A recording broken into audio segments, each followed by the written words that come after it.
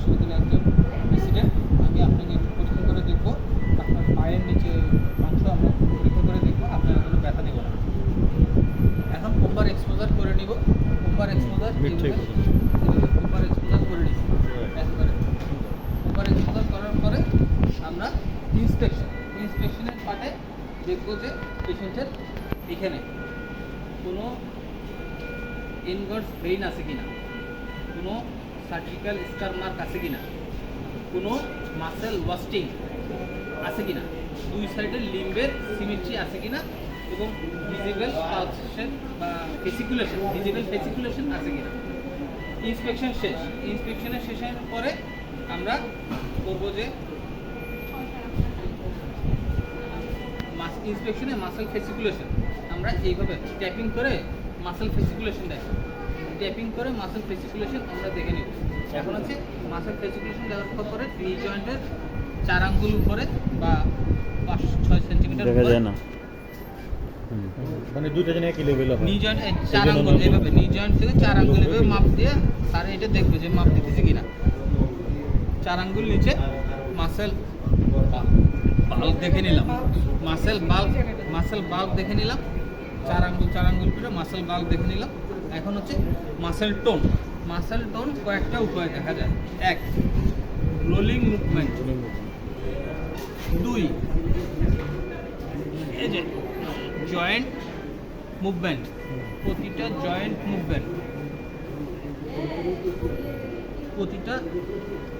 Movement.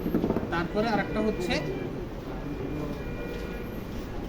হাতের উপরে ছেড়ে দিয়ে,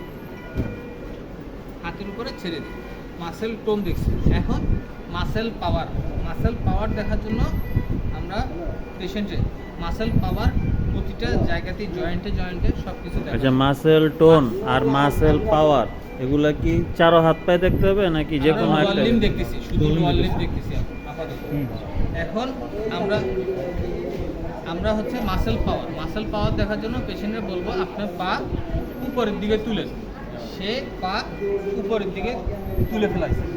এখন আমি muscle power 3 according to MRC training. আমরা তখন পেশেন্টকে বলবো আমি চাপ দিয়ে আপনার পা নামানোর চেষ্টা করবো, আপনি নামাইতে দিবেন না। আমি চাপ দিয়ে নামাইতে পারছি, মাসেল পাওয়ার 4। আমি চাপ দিয়ে দিচ্ছি, নামাইতেছে না, সে আরও উপরের দিকে তুলতেছে, রেজিস্ট্যান্স দিচ্ছে, তাইলে মাসেল পাওয়ার 5।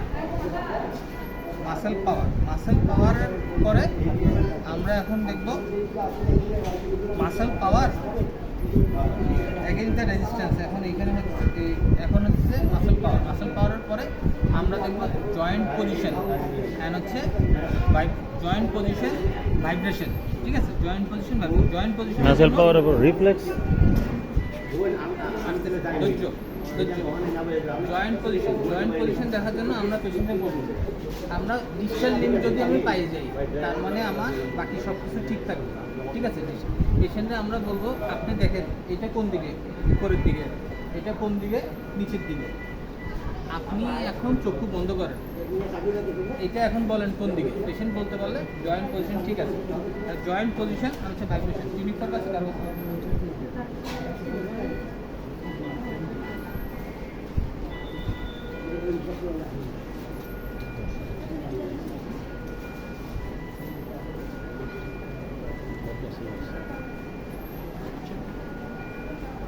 এখন হচ্ছে ভাইব্রেশন দেখার জন্য আমরা এই যে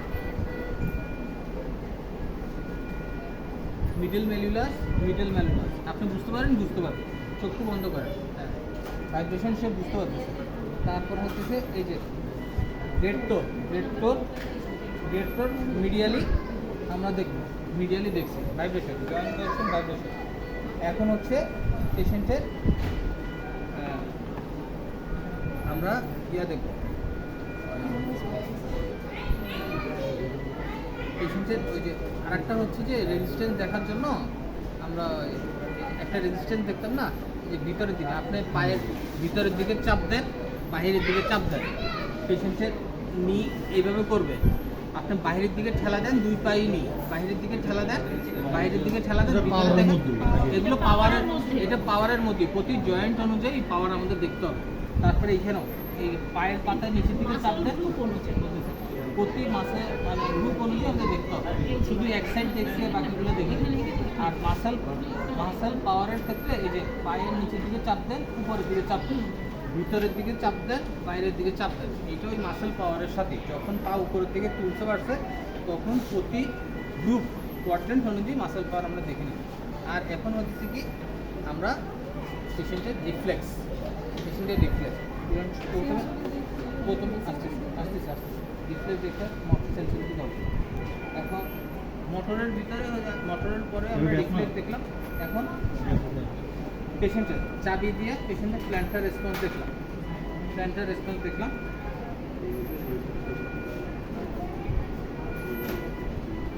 পেশেন্টের অ্যাঙ্কেল চাপ দেখার জন্য। এটাই হলো আমার গণিত স্যার করে, এটা কেমনে করে পায়ের পজিশন করতে হবে, রম্বস বানাবো, এসকিউএল পজিশনটা হচ্ছে এইভাবে, পানি থাকবে, অ্যাকচুয়াল পজিশনটা হচ্ছে এইভাবে, আপনি রুগী ঠিক আছে, এইভাবে দুই পায়ে অ্যাঙ্কেল জট দেখলাম। আর পেশেন্টের নিজাক দেখার জন্য পেশেন্টের পাটা এইভাবে বাঁকায়া, এইখানে হাত রেখে হিল এইভাবে থাকবে।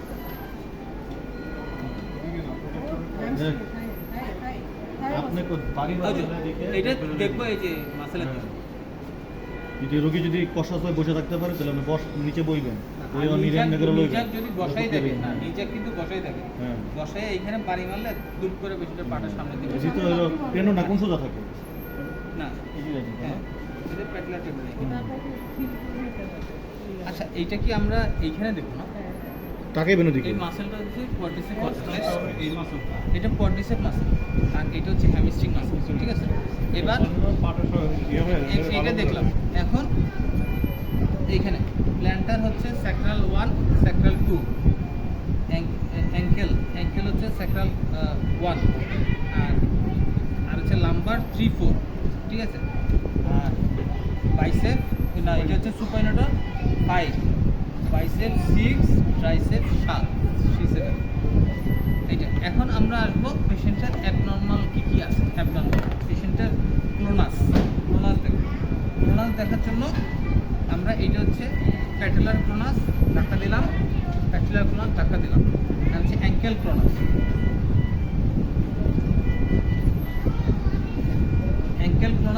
আমরা পেশেন্টের পা এইভাবে রেখে 1, 2, 3 কাঁপতেছে, অ্যাঙ্কেল ক্লোনাস প্রেজেন্ট।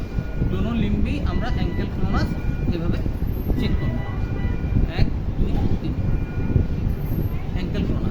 অ্যাঙ্কেল ক্লোনাস দেখার পরে এখন হচ্ছে সেন্সরি পোর্শন।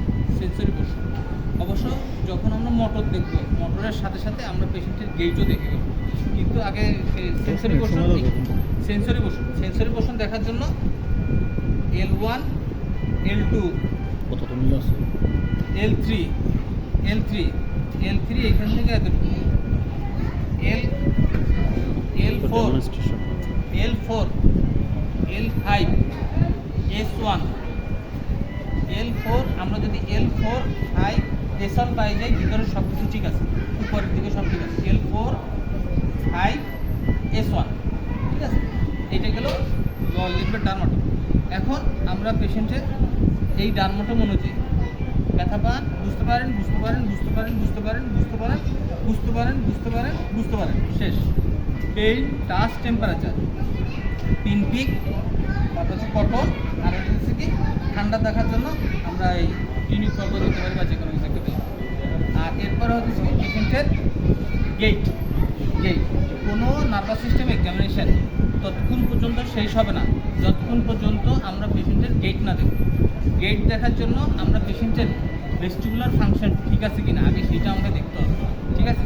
পেশেন্টকে বেড সাইডে পেশেন্টের বেডের দিকে দাঁড়ায় আমরা বলবো আপনি আমার দিকে তাকান।